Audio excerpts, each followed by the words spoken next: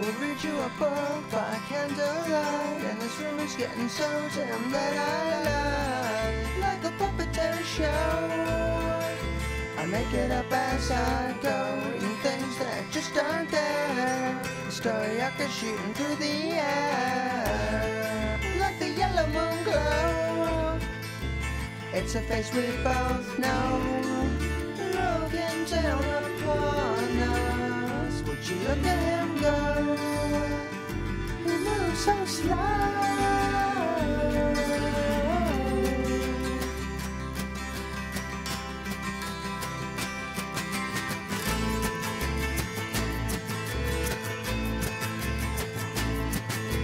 So I guess the best place to start with the restoration is maybe if you could talk a bit about the production of Duddy Kravitz. The production of it? Yeah. From the very beginning? The very beginning. The glimmer in the father's eye. Well, it all started, you know, I met Mordecai in the south of France, and he was then writing his third novel, Trace of Enemies, in a small village up in the Alps called Tourette-sur-Loup. And I knew he was there because I was directing for the CBC at the time, and Nathan Cohen, who was the story editor, said, "Yeah, you ought to meet Mordecai Richler. I don't know what he based it, but he said you and he would get along great. You'd be friends." I don't know what he based his prediction on, but he was totally accurate. We met, and we liked each other tremendously. I used to say to people, when I was working with him, I like working with Mordecai because I don't have to use words when I speak to him. But we found we had many similarities, Mordecai and myself. We were both basically slum kids. He came from St. Urban Street in Montreal, and I came from Cabbagetown here in Toronto. And then we were both in the grip of that kind of what I call the Hemingway Fitzgerald romanticism, that Canadians and Americans had to come to Europe to develop if they want to develop their arts, like Hemingway and Fitzgerald did. Which one were you? Hemingway, I guess. But so we were in the grip, as I say, grip of that romanticism as well. As a result, we got along famously.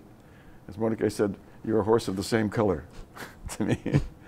And then I told him that, you know, I wanted to expand. I was directing in television. For the CBC, I wanted to be I had a theater and a film director. And at the time, there was precious little theater here, and most of it was in the hands of the British. As one of my director friends said, "Oh, to be in England, now that England's here." And we went, and then I also wanted to expand into films, really.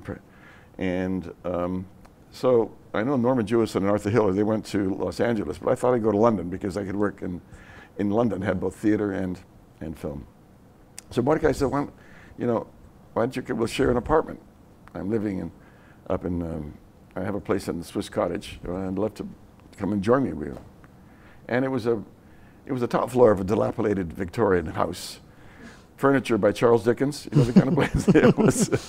And we got along, and I directed in British television. Well, he started to write his next novel, which was The Apprenticeship of Duddy Kravitz. So he was writing it. And he and I would talk about our lives, and he put some things of my own life into the novel. Oh, really? Yes. What's that? Well, do you know the scenes I worked in the schmata trade on Spadina. You know the scene, where he's using the pole to turn a belt inside out and using it to masturbate, pretend to masturbate, right? Well, what he was actually doing was what I used to do, is you go around all of Spadina in the morning, my job was, I get all the material from all the dresses they were making that day. They would bring it back to where I worked, which was we only did belts. So we use that material to make the belts. Well, when they sew it, it's inside out.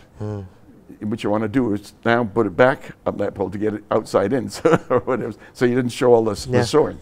And that was my job. So I told him about this, and we put it in the film. I don't even know if it's in the novel, but we put it in the film. And that whole business of bribing the chef. I worked in Toronto here at the Old Mill. Oh, yeah. And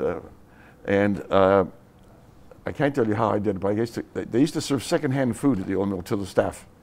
I don't know where they got their food from, but it wasn't the food that was being served to the customers. And we had, for dessert, we all sat down, the waiters and the busboys. I was the chief busboy, I was only 14. We sat down, and for dessert. They always had stale apple and stale cherry turnovers.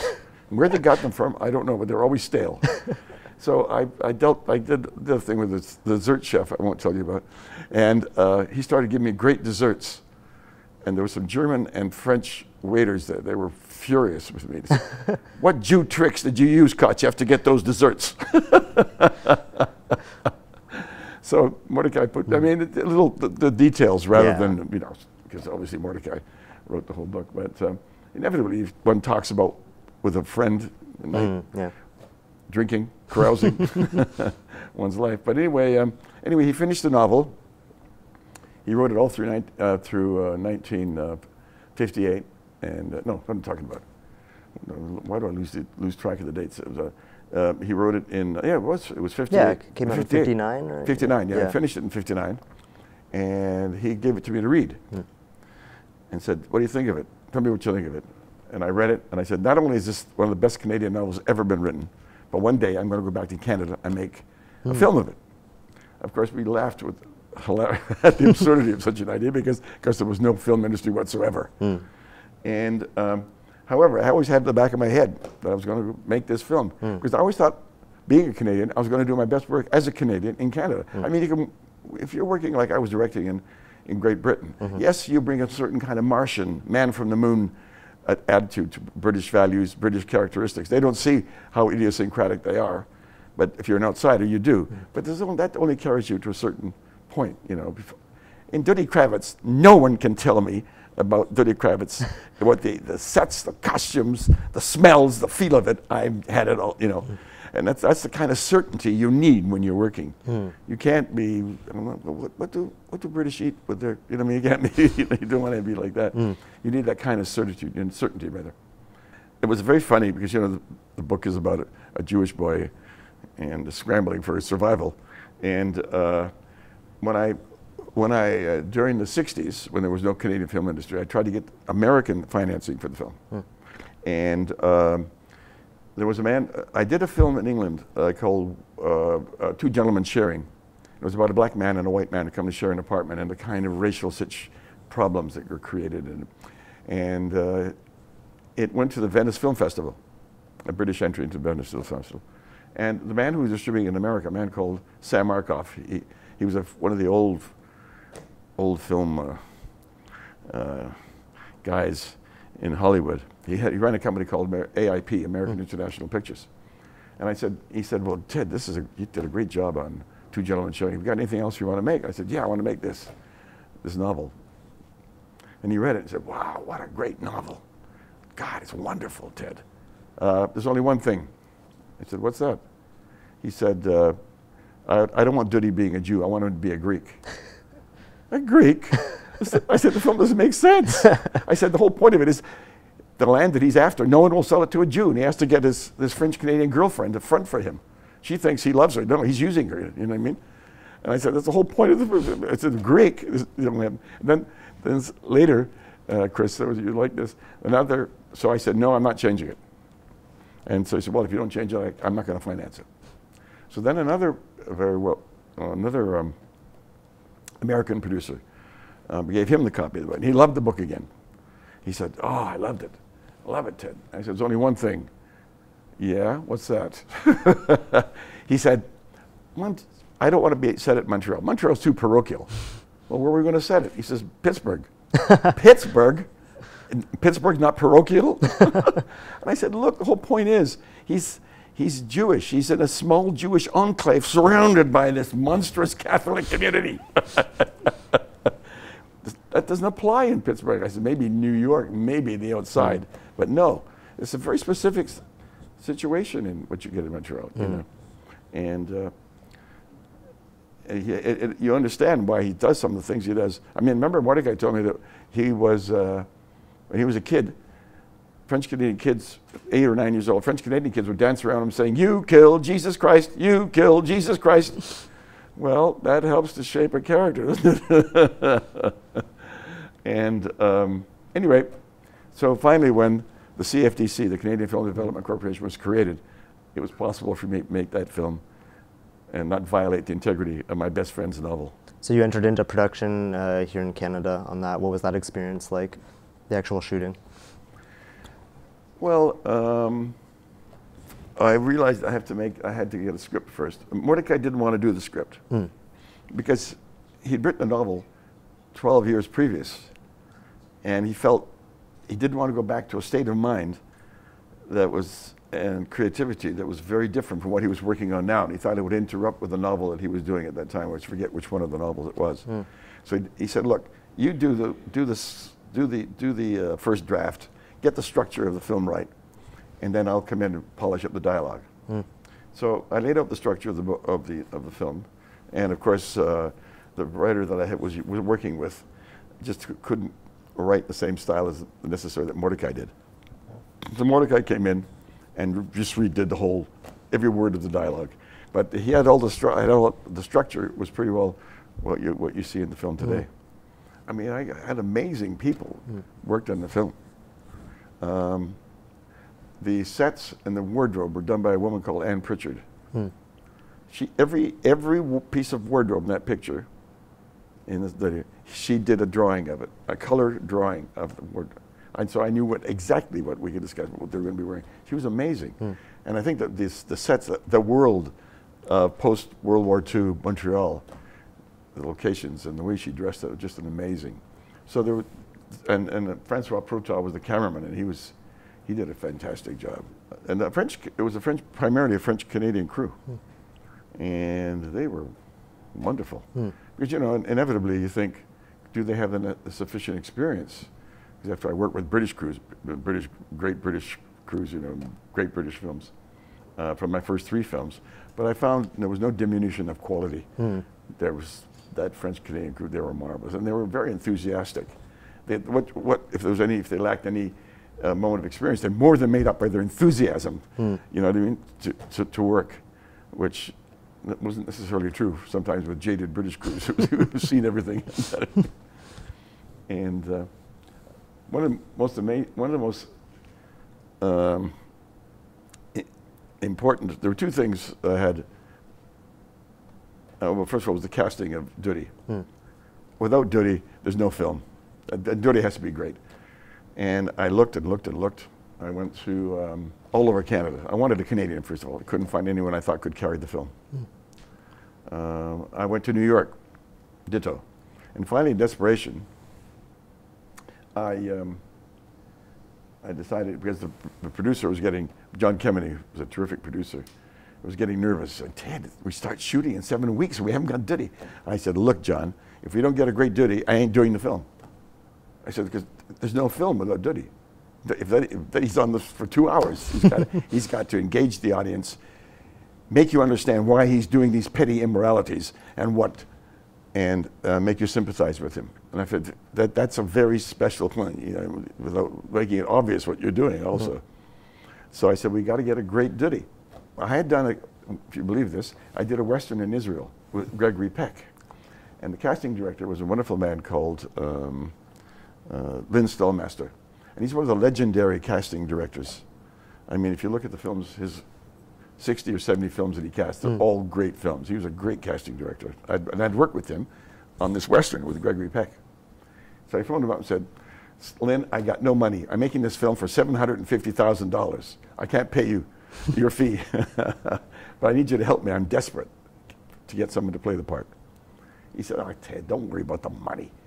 We'll be working together for the next 30 years. You'll make it up to me on some other film that's got a bigger budget." So I said, "Okay." He said, "Send me the script." So I Federally Expressed the script. 2 hours after he got it, he phones me up and says, "Ted, this is the best script I've read in 5 years. But also, there is an actor who was born to play Duddy Kravitz." He said, "You wouldn't have heard of him." I said, "Well, who is it?" He said, "Richard Dreyfuss." I said, "You're right, I've never heard of him." Well, I said, "Well, has he done anything that I could see?" And he said, "Yeah, he was in the film of Dillinger. He's on for 4 minutes playing Babyface Nelson." I said, "Oh, I'll have a look at it." He said, "No, don't look at it." I said, "Well, why not?" He said, "Well, he kind of overacts in it." "I'm sorry, Lynn, you're recommending somebody for Duddy who overacts?" He said, "Ted," he said, you will, oh dear, I'm not doing the coffee. He said, I'm going to bring in the 10 best young actors, all budding, they're going to be big stars, all these guys. They're the best young actors in Hollywood, but I'll bet you end up with Richard Dreyfuss. But you know, Chris, I lived with that film in the back of my head for 12 years. And one of the things I saw the part of Duddy very clearly. I saw him as a Polish Russian Jew. He looked like you. Oh. Dark eyes, dark hair. Do you know what I mean? That. Richard Dreyfuss walks in, he's German Jewish. He's got blue eyes. Blue eyes! And he had slightly grayish hair, that kind of, you know. I thought, oh, God, I had my hopes were being dashed. Linz flipped his wig. Okay, I said, okay, Mr. Dreyfuss, read this part. And I looked away, and he opened his mouth. It was electric. I mean, this was Duddy. He was Duddy. And he gave an amazing reading when I was there. And so that's how I got, we had a film. Now with this script in your mind, like you're envisioning for 12 years, what it's going to look like, were there any kind of formal devices that you thought would best represent this beyond like the sets or the costumes? Like it's a very fast-paced film. You've got those spinning transitions. At what point did you have the general look of the film in your head? Well, I always felt, Chris, that the film should have the manic energy and the fragmented structure of what was going on inside of him. You know, there should be no long, prolonged scenes, and it should move fast. Remember, someone says, his girlfriend says to him, I was glad you're resting, because you're always running, jumping, and scratching. And I said, that's the film. It should run and jump and scratch. And no prolonged scenes. There are very few prolonged dialogue scenes. So that was what I really wanted to capture. So it reflected the interior of Duddy Kravitz, who was always charging and barging into one get-rich scheme after another. You know what I mean? So, and I wanted it the structure of the film to reflect his inner life and how he saw the world. And it was easier to adapt. Mordecai, like a lot of 20th century novels, were heavily influenced by cinema.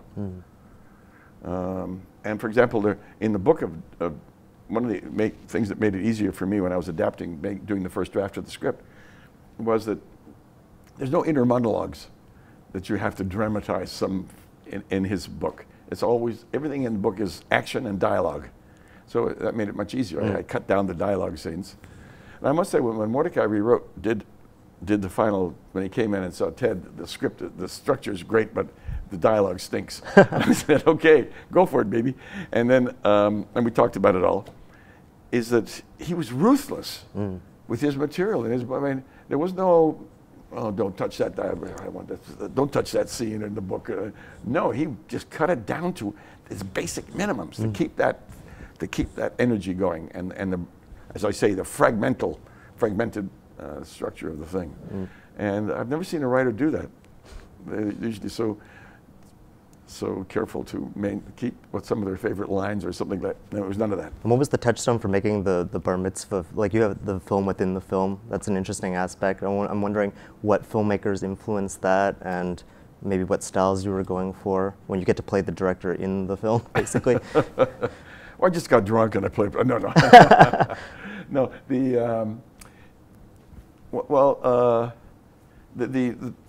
He writes the script in the book pretty. Yeah. I adhered pretty closely to what he wrote there. But what we did was, the National Film Board of Canada was enormously helpful. And I said, I want to see all your anthropological films that you've shot in Africa or Asia, or, you know what I mean? And when I would see something that I thought was appropriate, like there's a great guy who eats razor blades and broken glass. Oh, give me that! And all the dancing of the African dancing in it. So a lot of the material, we edited after when we found it, because it's difficult to get that kind of material. But we adhere pretty closely to the spirit of the bar mitzvah film in the book. Mordecai and we used to say, I said, I got a great idea, Mordecai. What's that? I said, every one of our films, we'll have a film within a film. So see Ted Kotcheff, Mordecai Richler film, you get 2 films for the price of 1. We've been joking around. But yeah, we had a great, the editor was a great editor I had, Tom Noble, and he spent days at the National Film Board going through material, and he comes and, hey, I found some great footage, you know. So when we got all the footage together, then we put it. It's great that it has that lineage with the NFB, and I'm wondering, the film is so Canadian. How was it received at the time, especially in the States? Was that something that was too different, or was it something that kind of gave it a flavor? Well, you know, the film was picked up by Paramount. Yeah. And the head of Paramount at that time was a man that I came to work with as a producer later on in North Dallas 40, a film I made about American football. But Frankie Blondes was the head of Paramount. He called me down to New York to discuss. He wanted to, he felt the film was a bit too long. It was 2 hours and 10 minutes. He wanted me to cut 10 minutes out of it, so we discussed what we might eliminate from it. But finally I said to him, Frank, you know, this is such a quintessentially, you know, Canadian film set in a quintessential Canadian city, Montreal, after all, with this French-Canadian character. What attracted you to it? He looked at me. Well, it's obvious, isn't it? The story of my life. Well, because Duddy is that, I mean, Duddy is not East Canadian, but that character of the opportunist, the guy, what makes Sammy run, that's a universal archetype. The guy who's scrambling up the social ladder. I mean, in the 19th century, so I think Stendhal, Flaubert, they all wrote novels about these kinds of men. And we had worked together already, Mordecai. Mordecai wrote the script, the first draft of Room at the Top for his friend Jack Clayton, who directed it. Then I did the sequel to Room at the Top, Life at the Top. And Mordecai wrote that. And that's about, what is that about? It's about an opportunist who's scrambling up the social ladder. So this is to say, it's an archetypal character. That's why the film is, I think, has got universal appeal. And how's the reception, maybe now that you've got to see the restoration? It's played in Cannes and in New York, here in Toronto. I must have been a good boy in some previous life. Because to deserve such a mitzvah, such a blessing, unexpected, unanticipated, and just, I mean, to have your film declared a Cannes classic 40 years after I made it. I mean, what a, as I say, what a blessing.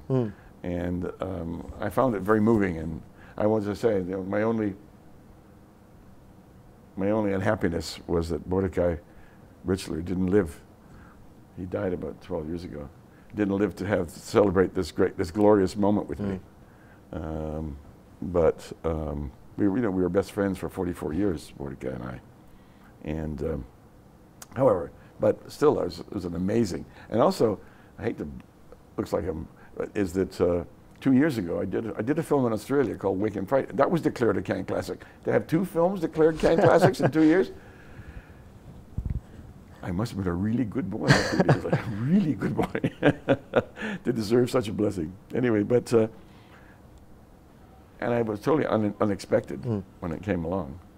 The woman, what happened was, the Governor General gave me an award declaring Duddy Kravitz a monument of Canadian culture. And then everybody told me, oh, Duddy Kravitz is one of the great Canadian films. But 2 years ago, the Directors Guild of Canada gave me a Lifetime Achievement Award. And at the end of it, I said rather ironically, everybody thinks that The Apprenticeship of Duddy Kravitz is a great Canadian film, but try and see it. Because there was a period of the negative produced by Kodak, which all turned pink. Yeah. You know?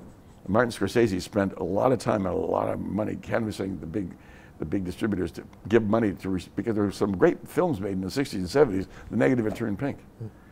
So, and that had happened to me.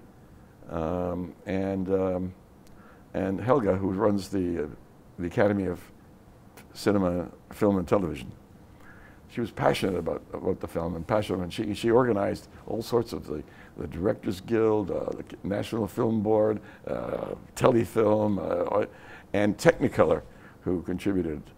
And she raised $175,000, almost the budget of my original film, to get this print done. and Technicolor were brilliant. What they can do now, they have unbelievable technological devices.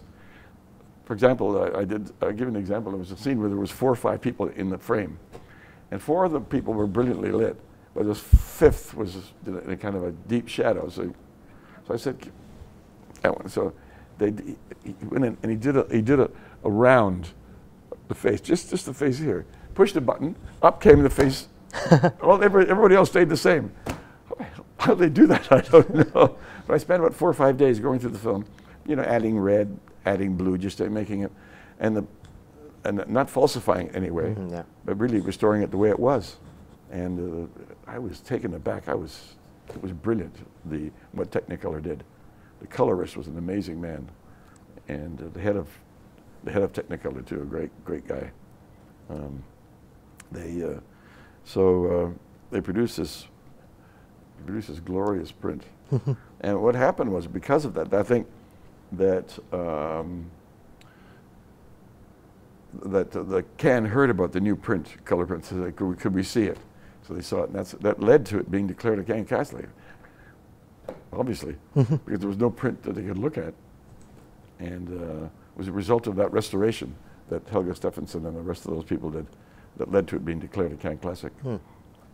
And Richard Dreyfuss's relationship with the film has changed too, because he was a little ho-hum about his own performance at the time and since, but having rewatched it, he went in The Guardian, declared it to be one of his better performances. Yes, when we were in Cannes 2 weeks ago, both of us talked introducing the film.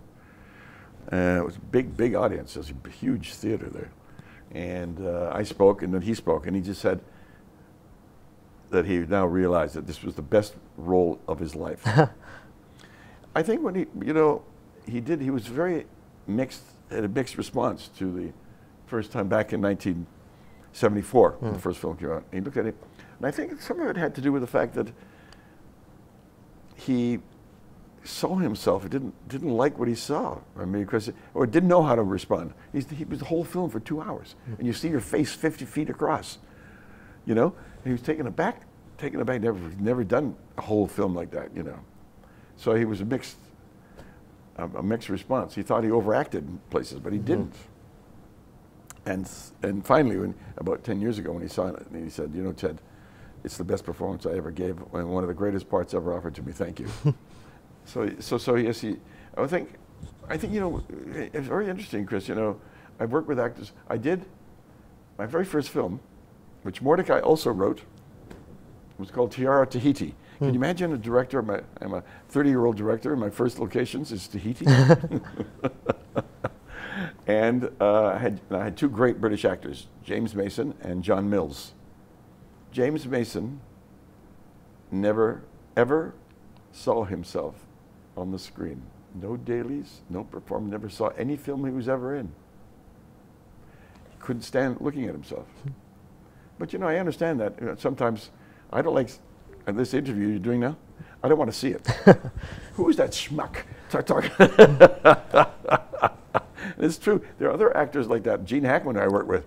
Gene never liked looking at himself very much. They just, you know, it's an interesting relationship you have with the image on the screen and yourself. And you're seeing yourself objectively in a way that you never, ever do, you know, for an extended period of time. And sometimes it's difficult to accept what you see. You don't like yourself. So there are other actors that I've had that same reaction. They don't even want to go to dailies. Gene Hackman never went to dailies. Never. He just trusted me to, I'd say, it's a great performance, get on the next scene, but he was unable to assess what he was doing objectively. So I'm curious about your relationship with Mordecai Richler for those early films where he didn't write the novels, so like Life at the Top or Tahiti. How did you two collaborate in those circumstances? Well, first we were sharing an apartment, so it was easy. We couldn't get away from each other. No, people don't know, but in the early days of television, when I started in England in '57, Mordecai, I did 2 original plays, television plays of Mordecai's, and no one's. I don't even know if they still exist. I have the scripts.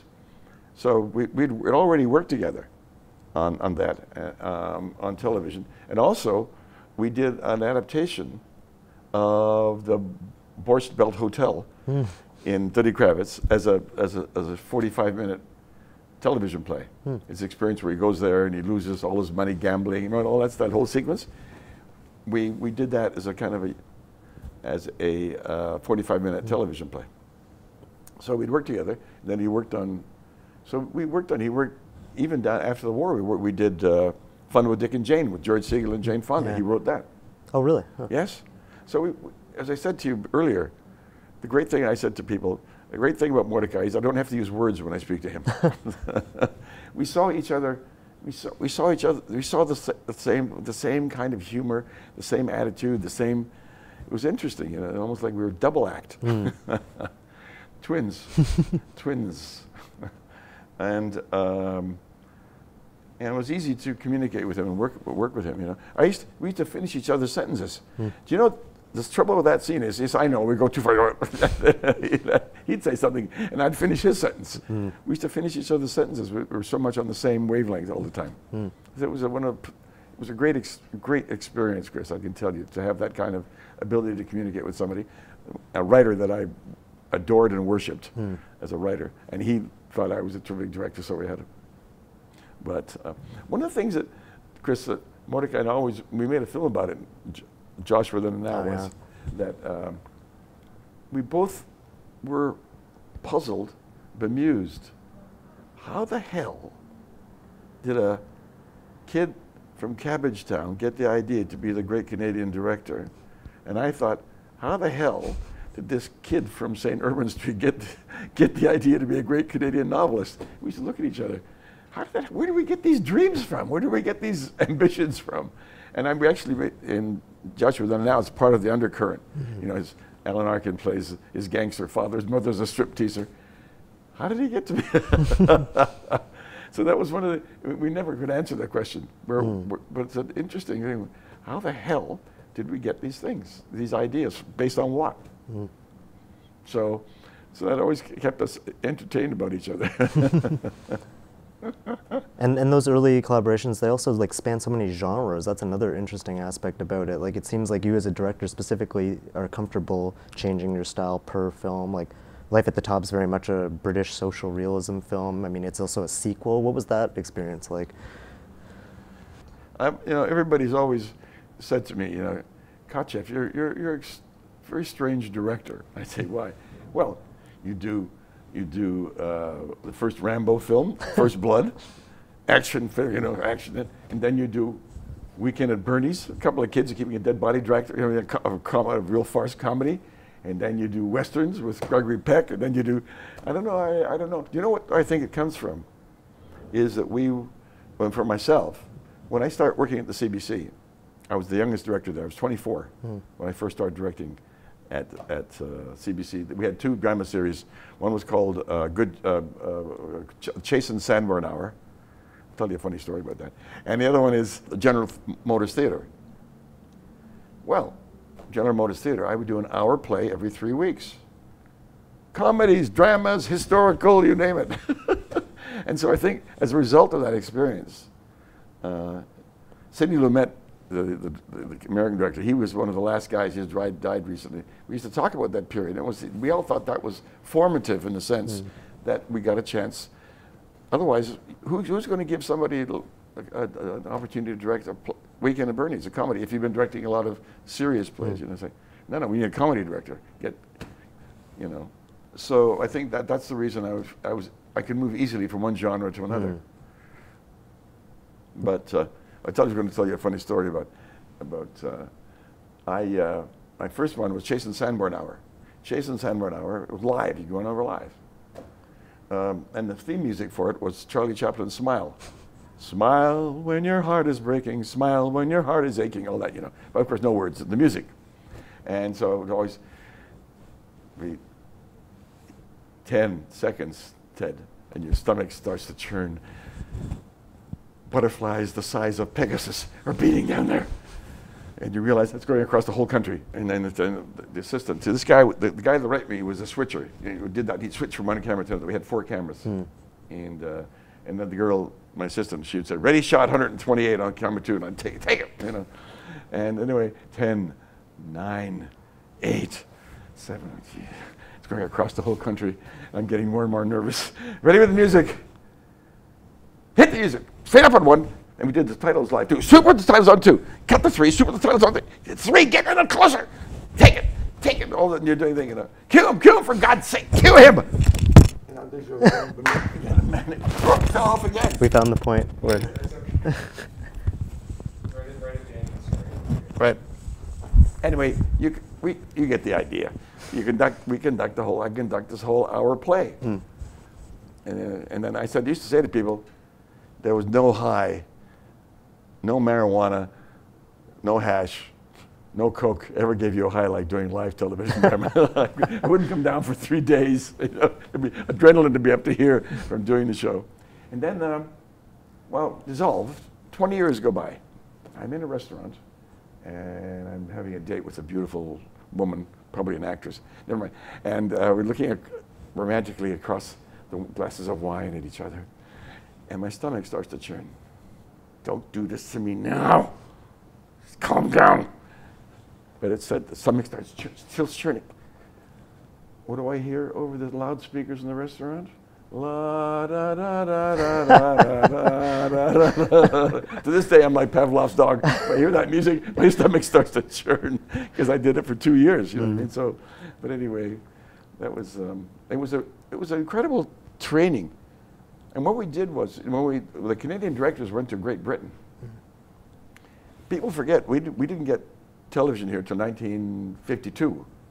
And I went to work for them before they went on the air. We used to do practice shows. But the Brits invented television. It was invented in 35. They had, the late 30s, they had television in Great Britain.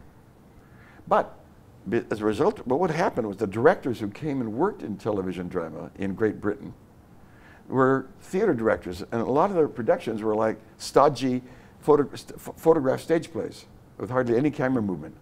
But because we went 52, we invented a whole style of Canadian directors, very cinematic, fluid work. And so we all went to Britain. We revolutionized television direction in plays. There was Silvio Narazzano, there was, went over there was Alvin Rakoff, there was myself, Henry Kaplan. There was a whole bunch of Canadian directors who changed the whole face, the style of television drama in Great Britain. And I as a result of, because I used that fluid cinematic style, I won the Best Director thing in 4 years later, when I arrived in England, because of that. It was a revelation to them that, you know, that we would almost do it like a film. And we pushed the boundaries of television directing.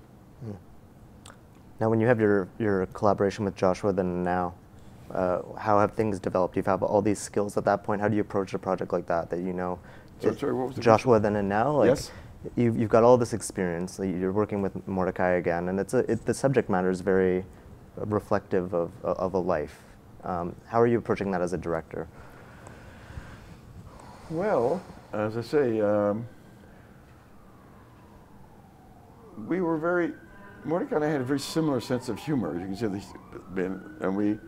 I don't like humorless people, and I don't like humorless art. And Mordecai had a very specific kind of humor, you know, which I always found interesting. And Joshua, them now, like Striptease Mother and Alan Arkin is the gangster. All this, he always had a very specific approach, which I found very convenient. It's funny, something just popped into my head. Just jumping back to Duddy Kravitz for the moment, I was very worried how I would depict Duddy. Here's a guy who lies, cheats, forges checks, cripples his best friend, betrays the woman who loves him. How am I going to depict him so that he doesn't, I had to be honest and not falsify or, you know, make it sentimental or something, you know, sentimentalize it. No, it's got to be the truth, but the truth reveals and allows the audience to kind of understand what's driving him. And I was very worried about it. And the weeks before the thing, I'm a big, and Mordecai too, one of my favorite writers of Mordecai and myself is Chekhov. And when I was reading, he wrote a story. I was reading actually his correspondence. He wrote a story called The Horse Thief. And it's about a horse thief, a guy who steals horses at night. It's a terrific story.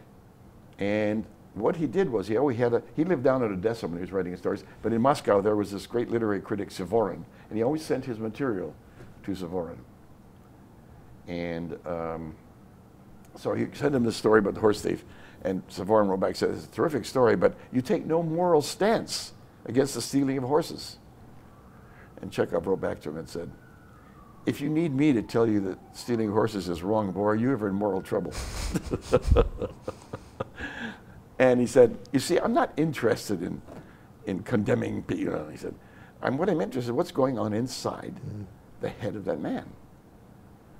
How does he see the world? And then he came with this sentence which sent a shiver down my spine. He said, you see, I'm not the judge of my characters. I'm their best witness. I said, yes, yes, that's the answer to my treatment of Duddy. I'm going to be not his judge, but his best witness. And it's part of my kind of artistic credo all my life. In that treatment, in my depiction. It's carried me through Joshua Then and Now and the rest of it, you know.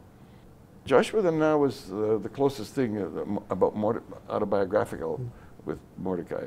It was very, which is both a good thing and a part of a problem. But it was really about him and his wife, Florence.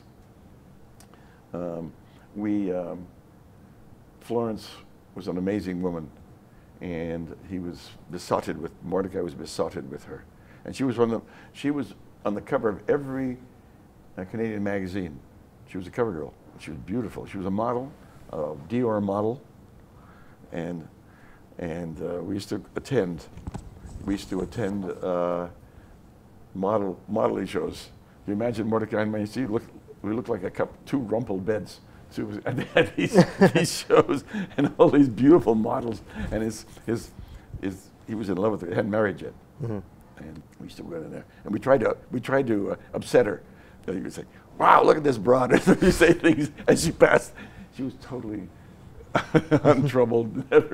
She had a very good sense of humor too. Obviously, she never could have married Mordecai Richler if he didn't have a good sense of humor. But it was an extraordinary time, the three of us. Any rate, so that novel, I mean that film, Joshua, and the novel and the film, had a lot to do with the relationship between Mordecai and his wife. That's in there. So that, as I say, that made it easier in one sense and more difficult in another. Did Mordecai ever provide maybe background to things that maybe aren't on the script, like for instance the letter to Uncle Benji and Duddy? Like, did he ever give you that kind of peek behind the motivations, or did he leave you in the same position as the No, reader? he used to leave me alone, get on with it. I mean, if there was some serious artistic problem, of course, we talked all the time, you know. When Frankie Blondes, head of Paramount Films, when I was in New York, asked me to cut 10 minutes out. There were 3 things I cut out, which I've tried to find, but it's somehow got lost in the shuffle. But one of them was the letter, and it's still in there. She says, Uncle Benji died, and he said he left his letter for you, and you never explained what's in the letter. But there used to be a scene when he was up in the woods with Yvette, and he's reading this letter. And the substance of the letter was, you know, there's 2 Duddy Kravitzes. There's a monstrous behemoth who quite rightly tries to wrestle the whole world. And then there's a wonderful, thoughtful, intelligent Duddy Kravitz. And he says in the letter, Duddy, when you're young, you can afford to be 3 or 4 different people. But when you become a man, you have to kill those people that you don't want to be, and you're a real mensch, and I want you to be a mensch. And that was what the letter. And I thought, well, that's what the film's about. You should never say things about, you know. And that's why I thought that's a good cut to cut out what that line. Otherwise, you understand who he is and what he's about. We cut out also. There was a very funny Joe Silver. Joe Silver at the bar mitzvah film.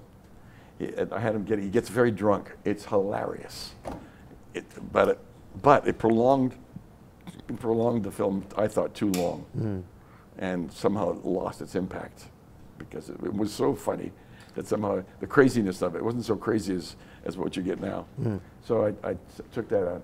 The other thing I took out, there was, at the beginning of the film, he was writing his final exams at high school. And everybody's writing assiduously and writing down, you know, and he's not doing anything, keeping his eye on the teacher. And as soon as the teacher who's supervising turns his back, he rolls up the sleeve. He's got dates, things. He writes them all, writing them all down. And then the teacher sees him, comes running down the aisle, and he sees the teacher. He licks off all the inks, and the teacher grabs his arm and looks up, and all he sees is a blue smudge. But he knows what's happened, and he looks at Kravitz and he says, "You'll go far, Kravitz. You'll go far, Kravitz. You'll go far." So, but again, I thought that was not to the point. The point was for the whole thing to possess the land. One of the kind of the things that you can do, like, for example, am I going on too long? No. The things you can do in films. A novel is a verbal undertaking. A film is a pictorial undertaking. And you don't have to say things. You can show it. Which is but for example, one of the things that I'm very fussy about the locations. That's what is a film? It's a bunch of locations, interiors, exteriors, with people of your story in front of them. I wanted to have the lake and looked for a lake. I had a wonderful French-Canadian lady, Lise Venn, who was the location manager. She was looking for locations. And she kept showing me lake after lake. I'd say, no, lake after lake, no. I kept seeing. And she told me later on that she estimated that she had seen 350 lakes. I had seen about 100 of them. I kept saying, no, no. And I kept telling her, I said, so finally John Kemeny came to me, "Ted, we start shooting in 1 week. The lake, we got to find that lake. Like, I got to make a schedule. How am I going to say a schedule? Wait till I know where the lake is in relation to other locations." And I said, well, I haven't found one yet, because I said, this lake has to be the lake of lakes. It has to be the most beautiful lake ever. It's got to be a platonic lake. You understand what I'm saying? He says, Ted, you're crazy. I said, I may be crazy, but I'm not stupid. I said, the lake is a very important pictorial thing. I said, it's got to stun you with this beauty. Because I want, when Duddy looks at it, it ain't just a crass, acquisitive act. It's also an aesthetic reaction to the sheer beauty of it. So you understand part of what he does, why he goes to the lengths he does for that lake. Because when you see it, you should feel, oh, I want that lake. I want to possess it as mine. Just like he feels. And the lake did that. There were lakes, because he kept saying one lake is like another lake. I said, no, one lake is not like another lake. And finally, poor Lisa, she came to me and she said, Ted, I think I found the lake. I said, oh, if this is not it, I'm committing suicide. So I said, let's go. So this is like 6 days now before shooting starts. And we're walking exactly like I staged it, across a field, over a barbed wire fence thing, across the, and when you approached it, there was a barrier of trees standing up in front, so you couldn't see the lake. And I went like this, I opened up. Oh my God, that's it. All right, let's go back. We got to go back. We got to go back to the production office. We got so much to do now. And Lee said, "Come back here, you bastard, Kotcheff. Give me some satisfaction. I saw 350 lakes, and you say that's it." I said, "We haven't got time for satisfaction. We got too much work to do." But it was an amazing lake. The people who owned it were an unusual, eccentric Austrian couple who wanted to. They were against building anything on this lake. It was only 40 miles from Montreal. It was amazing. I thought we were going to have to go like 200 miles north to find a pristine virginal lake like that. Because all the other lakes had hotels built on them, you know, the cottages, you name it. And he was incredibly fussy.